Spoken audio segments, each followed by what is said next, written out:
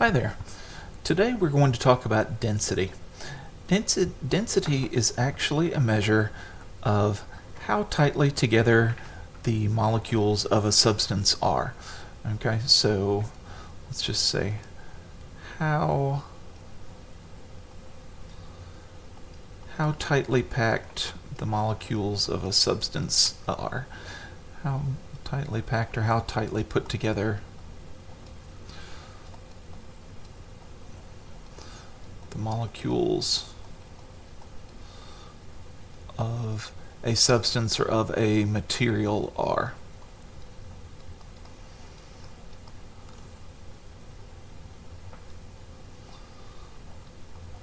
All right, great. In other words, if I have, let's just say that I have a block of material A, and then I also have a block of material B, and they're generally the same size and same shape and all that. Oh my goodness, that's a terrible B. Let's try that. Let's try that one more time. There, I feel better about that. Okay, and let's say that molecule A has the atoms, or excuse me, material A has atoms that are spaced out about like that, and material B has atoms that are spaced more tightly together. We would say that material B has a greater density or a higher density, or that it is more dense, because the atoms or molecules of this material are packed more closely together than they are in this material. So that is the basic idea of how density is calculated. Now, density can be calculated. Density is actually equal to the mass of a substance or of an object, how much mass you have, divided by the amount of volume or the amount of space that it takes up. If we were to write that same thing again in abbreviated letters instead of words, we would say D equals M divided by V. Now the mass is going to be in, let's see, the mass is going to be in kilograms or grams. And of course that would be measured on a balance, using a triple beam balance or using a pan balance in your laboratory. And so we would find the mass, and we would have a certain number of kilograms or grams. And then the volume would typically be found either in milliliters, which is a measure of volume, or probably more common in something cubed, either cubic centimeters or cubic meters. And so those would be the units, because you remember that we can find volume of a solid, of a regular solid, by taking the length and yeah, alright, so you can make fun of that drawing for the rest of the presentation. I think that's fair.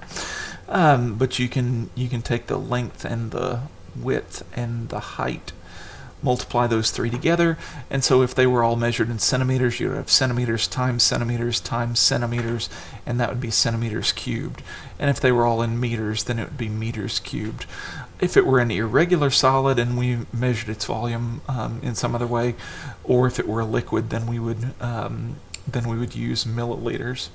And so that is going to be the sort of the basic idea behind density. All right, so what if we had all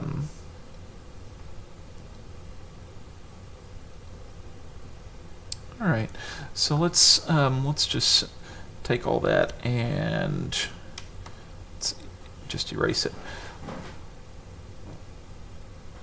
Okay, now what if we had an irregular solid like what we were talking about, and let's just say that its dimensions were let's just say 6 centimeters by 4 centimeters tall,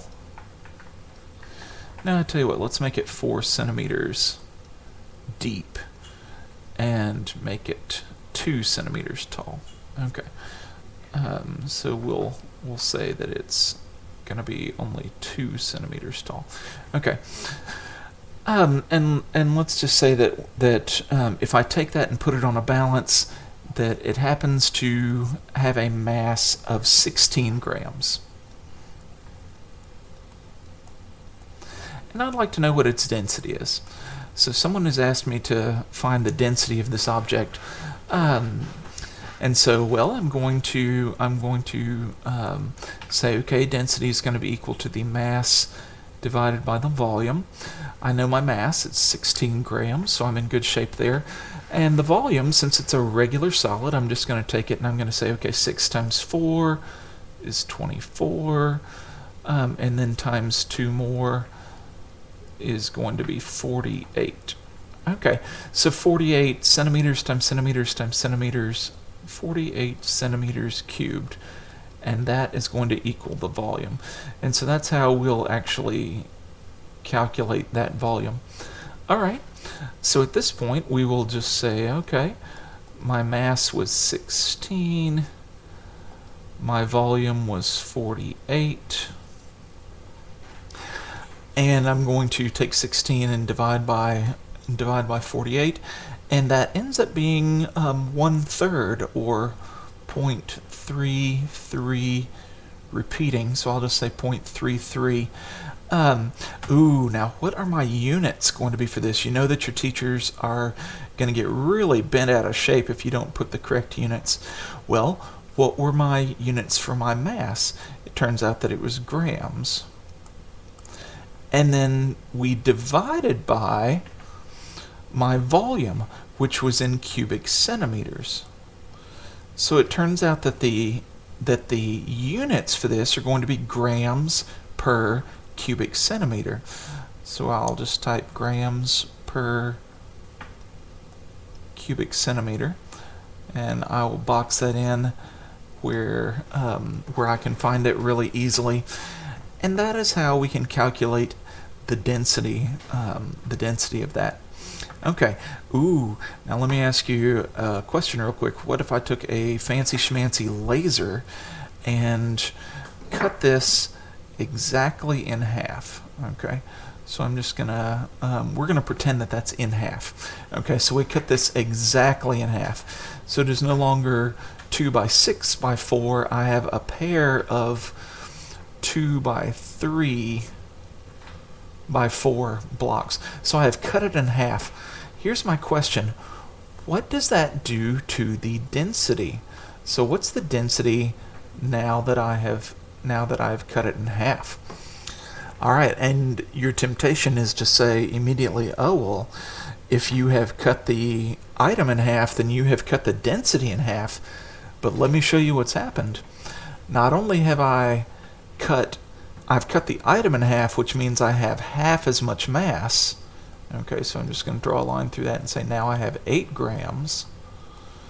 But I have also halved my volume, which means now I only have 24 cubic centimeters. Okay, which of course you could say 3 times 4 is 12, times 2 is 24. So again, we can see that 2 times 3 times 4 coming in to give us 24. All right. So since both quantities were halved, if we take that again and do 8 divided by 24, we find that it is still 1/3, or 0.33. And so we find that the density does not change, because density is actually a property of the material itself. And so it does not matter if I cut or break a piece off of the material, it will still continue to have the same density as the original piece did. All right, and so let me ask you this: what if we let's once again clear all of that.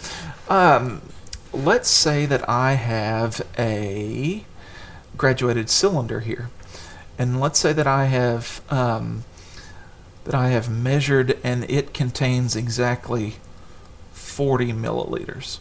Okay, so I have 40 milliliters of liquid. Remember, we measure at the bottom of the, and we're just going to say that this is water. So it has in it 40 milliliters of water. Okay, because we measure at the bottom of the meniscus, and if I read that, it turns out to be exactly 40 milliliters. Wow, what a miracle!